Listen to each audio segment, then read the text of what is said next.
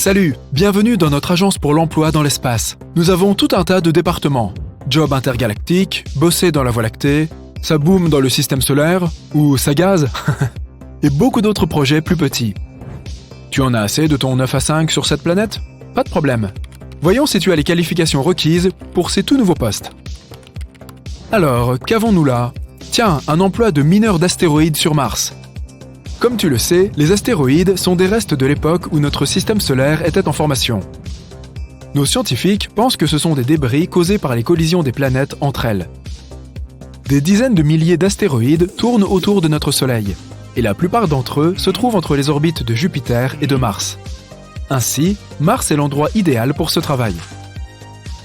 Il y a plein de choses à l'intérieur des astéroïdes. Tu y trouveras du magnésium, du fer, du nickel. Nous pensons même que certains d'entre eux sont composés d'oxygène, d'or, d'eau et de platine. Nous en avons besoin pour nos industries. Nous disposons d'une station, de nourriture et de tout ce dont tu auras besoin là-haut. Ce vaisseau spatial est spécialement conçu pour ce genre de mission. Tu pars de Mars, tu atterris sur un astéroïde et tu commences à creuser. Nos engins sont légers et alimentés par l'énergie solaire, ce qui signifie que tu n'auras pas besoin de beaucoup de carburant. Parfois, nous envoyons des robots pour faire ce travail, parfois des personnes. Les robots n'ont pas besoin de nourriture ni d'équipement particulier. Par contre, ils ne sont pas aussi précis que les humains. Tu utiliseras des techniques similaires à celles des mineurs qui travaillent sur Terre. En gros, tu vas creuser la surface de l'astéroïde. La plus grande partie du minerai s'envolera probablement. Il te faudra donc utiliser une grande voiture pour le récupérer. Comme la gravité sur les astéroïdes est beaucoup plus faible que sur Terre, tu devras apprendre à utiliser des crampons pour bien rester accroché à la surface.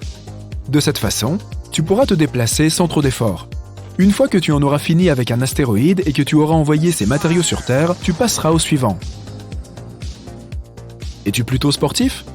Je vois qu'il y a une annonce pour un moniteur de ski sur Mars. Comme la Terre, Mars possède 4 saisons. Et l'hiver y dure environ 6 mois terrestres. Car l'année y est presque 2 fois plus longue. La neige y est différente. Elle est faite de dioxyde de carbone gelé au lieu d'eau gelée.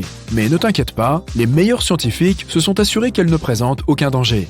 Mais les batailles de boules de neige ne sont pas aussi amusantes. Ce n'est pas très pratique avec le dioxyde de carbone gelé et seulement un peu de glace d'eau. Mais pour le snowboard, la luge et le ski, c'est vraiment parfait. Oui, c'est vrai, toute la surface est gelée. La neige n'y est pas aussi épaisse que sur notre planète, mais on glisse très bien, alors c'est amusant. Donc, tu pars travailler là-bas pendant 6 mois, mais si tu souhaites te faire un peu d'argent en plus, nous pouvons te transférer sur Europe, l'une des lunes de Jupiter. Europe est très froide. Sa surface est principalement composée de glace d'eau solide, et elle possède un océan souterrain que nous n'avons pas encore pu voir. Mais, notre équipe de plongeurs de l'espace s'y rend dans 3 mois. Je vais vérifier s'il y a un poste de libre, si ça t'intéresse. Ils disent que cet océan pourrait avoir 2 fois plus d'eau que tous ceux de la Terre réunis. De plus, notre équipe de scientifiques pense que c'est l'un des meilleurs endroits où construire des villes semblables à celles de la Terre dans notre système solaire. Mais en attendant, tu peux y aller en tant que moniteur de ski. La surface est faite de glace. Nous avons donc créé notre propre neige pour les sports d'hiver. Tu vas te plaire là-bas. Il y a beaucoup de collines sur Europe. Certaines crêtes font 9 km de large. Alors, si tu aimes les sensations fortes, l'atmosphère d'Europe est quasiment inexistante, mais ta combinaison te protégera des radiations du Soleil. L'annonce suivante concerne un poste de chauffeur de taxi spatial sur Vénus. C'est une destination très prisée des touristes, bien qu'il y fasse extrêmement chaud. Elle est plus éloignée de notre Soleil que Mercure, mais les températures y sont quand même plus élevées. Le truc, c'est que son atmosphère retient la chaleur. La planète est donc brûlante, et tu ne pourras pas y rester très longtemps. L'entreprise te fournira une voiture volante qui ressemble à un mini-vaisseau spatial. Il te faudra être un as de la conduite, car l'atmosphère est très dense et il y a aussi beaucoup de vent. Il souffle souvent à plus de 350 km/h. Et les nuages ne te faciliteront pas la tâche. Tu n'y verras pas grand-chose car le vent les déplace constamment, alors tu devras avoir de bons réflexes. Vénus est aussi la planète qui compte le plus de volcans dans notre système solaire. Une grande partie de sa surface est couverte de dépôts volcaniques, ce qui rend difficile l'atterrissage et la recherche d'un endroit où se poser en toute sécurité. Si tu acceptes ce travail, voici un conseil. Il vaut mieux rester dans les airs, la vue est incroyable. En parlant de volcans, tu peux peut-être rejoindre notre équipe de volcanologues de l'espace. En tant qu'assistant d'abord, bien sûr. Mais nous verrons plus tard si tu peux occuper un meilleur poste dans une équipe intergalactique. Pour l'instant, tu peux rester dans notre système solaire. Nous pensons que Mars, Vénus, Pluton et Europe, la lune de Jupiter, possèdent tous des volcans actifs. Mais nous n'en avons toujours pas la preuve. Les endroits où nous sommes sûrs qu'il y en a sont les lunes Io, Triton et Encelade. Découvreurs de lunes. Nous avons un département qui cherche de nouvelles lunes, même en dehors de notre galaxie. Il y en a aussi un qui s'occupe des visites et des explorations des lunes de notre système solaire. On en compte plus de 200. Alors, tu ne t'ennuieras pas. Il y a des planètes où il n'est pas possible d'atterrir, comme les géantes gazeuses Neptune, Uranus, Saturne et Jupiter. Tu visiteras donc directement leurs lunes. Toutes les grandes planètes ont des lunes, sauf Mercure et Vénus. Il te faudra d'abord visiter ces planètes et essayer de trouver leurs lunes. Les lunes sont super cool. Par exemple, Dactyle est une lune qui n'est pas en orbite autour d'une planète, mais d'un astéroïde. Avant de la découvrir, nous ne savions même pas que les astéroïdes pouvaient avoir leur propre lune. Hyperion est en orbite autour de Saturne. Il a une forme irrégulière et nous pensons qu'il s'agit probablement d'un morceau d'une ancienne lune beaucoup plus grande qui a été détruite par une collision au commencement de notre système solaire. Elle a une faible densité, presque la moitié de celle de l'eau. Et qu'en est-il de Callisto, la plus ancienne ? Elle est en orbite autour de Jupiter et ses cratères ont 4 milliards d'années. Callisto nous a permis de comprendre énormément de choses sur notre système solaire. Bijoutier de l'espace. Si tu veux quitter notre système solaire, tu peux visiter ce que nous appelons la planète Diamant. Elle se trouve à 41 années-lumière de la Terre, dans la constellation du Cancer. Elle est 2 fois plus grande et plus dense que la Terre, mais presque 8 fois plus massive. Son étoile mère contient beaucoup plus de carbone que notre Soleil, et cette planète en contient probablement aussi. La pression et la température sont extrêmement élevées, mais nous disposons d'une technologie unique pour faire face à cela. Elle est recouverte de diamants. Du coup, ton travail consistera à les recueillir et à fabriquer de superbes bijoux de l'espace. Tu peux visiter des planètes encore plus intéressantes en tant que bijoutier de l'espace. Il y a par exemple un endroit où il pleut des rubis et des saphirs. Les tempêtes y sont plutôt folles, et tu dois attendre qu'elles se calment avant de pouvoir ramasser les pierres précieuses éparpillées. Si tu préfères fabriquer des objets en verre, il existe une planète où il pleut du verre. Elle est située à 63 années-lumière de nous. Elle est un peu plus grosse que Jupiter, et tu seras étonné par son atmosphère très particulière. Elle a une couleur azur étonnante puisqu'elle est principalement composée de silicates. Le vent y souffle de manière insensée. Il atteint les 8700 km/h. À titre de comparaison, la plus grande vitesse du vent jamais enregistrée sur Terre fut de 408 km/h. Allez, une dernière annonce. Explorateur sur la mission appelée Planète 9. Au-delà de Neptune, tu verras de nombreux petits mondes qui dansent paisiblement et en harmonie, ainsi que cette grande têtue qui se cache encore, la Planète 9. Nous la cherchons depuis très longtemps. Nos scientifiques pensent qu'elle existe car ils ont remarqué qu'une force gravitationnelle affecte un groupe de petits objets spatiaux aux orbites agglomérées. La planète 9 tourne probablement autour de notre Soleil en 7400 ans. Elle serait 6 fois plus massive que la Terre. C'est soit une géante gazeuse, une sorte de mini-Neptune, soit une super-Terre rocheuse. Le poste est bien payé, mais je dois te prévenir, ce sera la mission de ta vie. Nous ne savons pas quand tu pourras rentrer. C'est très loin. Neptune sera le point de départ de notre quête. C'est un monde gazeux où tu ne pourras pas atterrir, mais tu te rendras sur l'une de ces lunes appelée Triton. Elle est composée de glace d'azote et de roches. Tout ira bien. Fais juste un peu attention aux geysers. Ils font éruption sur la croûte, puis l'atmosphère les emporte, et nous ne connaissons pas toujours leur degré de dangerosité. Il te faudra porter une combinaison spéciale, car c'est l'objet spatial le plus froid de notre système solaire. Alors, intéressé par un de ces postes ?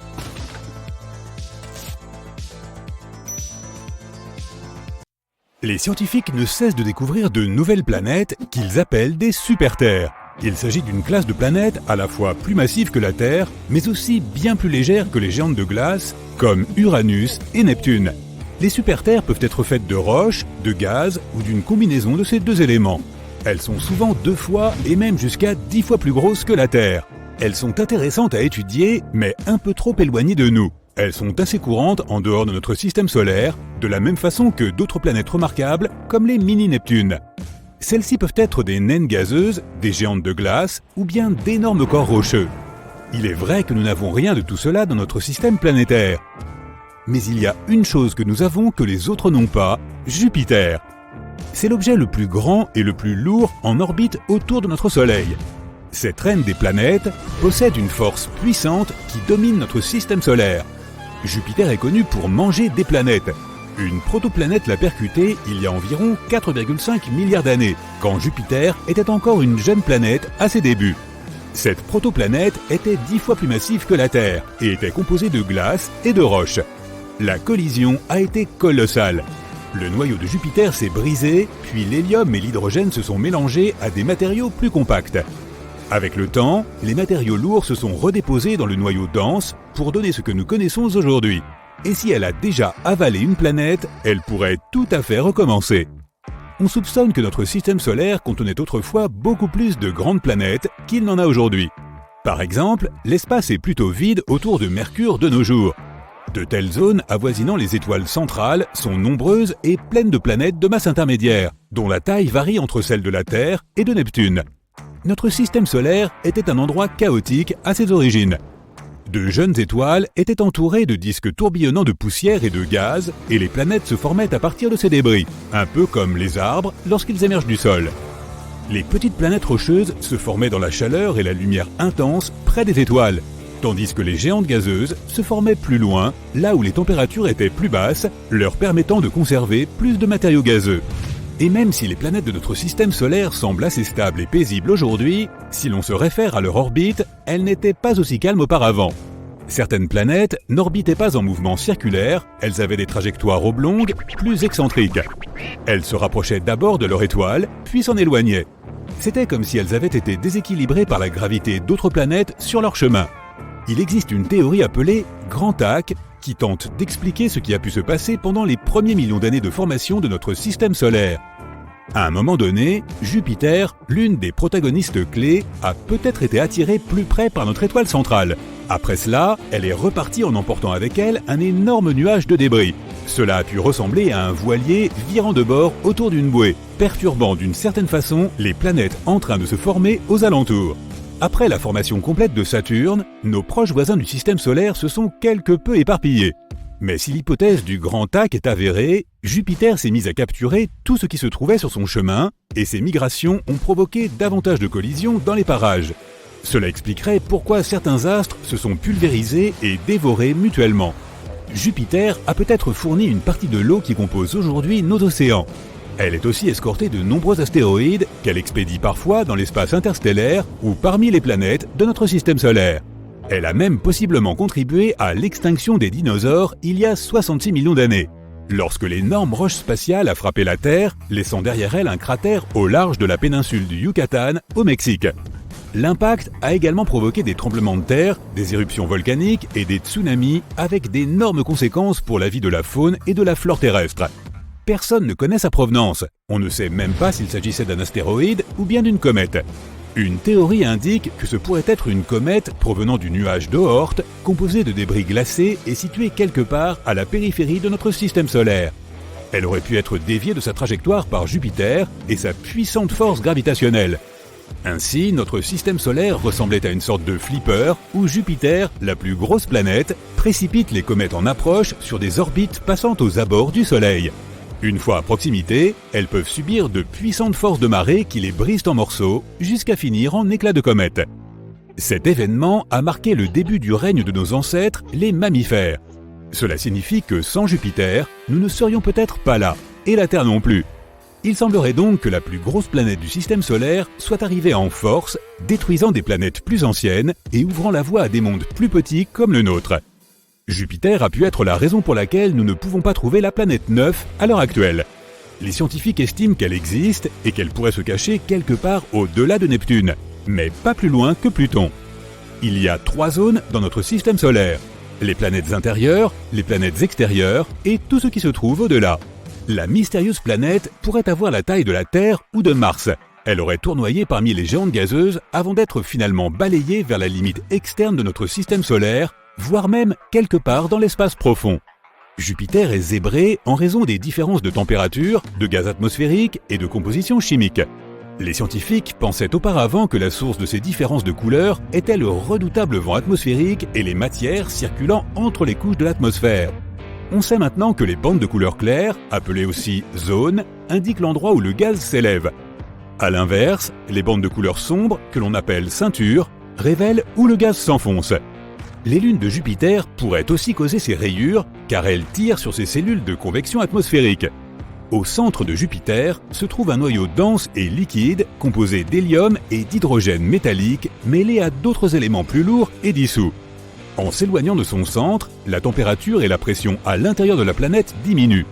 Ainsi, l'intérieur liquide laisse place au gaz de l'atmosphère, à nouveau principalement de l'hélium et de l'hydrogène. Personne ne sait à quelle profondeur se trouve cette frontière liquide-gazeuse, mais la planète est probablement entièrement liquide à quelques milliers de kilomètres sous ses sommets de nuages.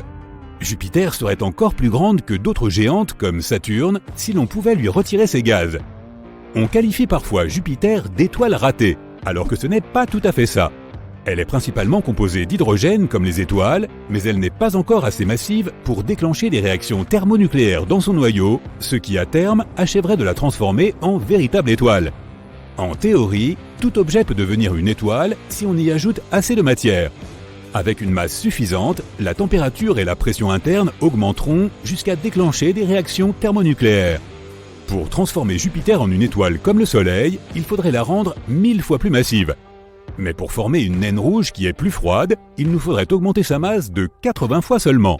Ainsi, Jupiter ne deviendra pas spontanément une nouvelle étoile de notre système solaire, mais si de nombreux objets spatiaux de masse similaire entrent en collision avec elle, ou en d'autres termes, si Jupiter les mange, on ne sait jamais.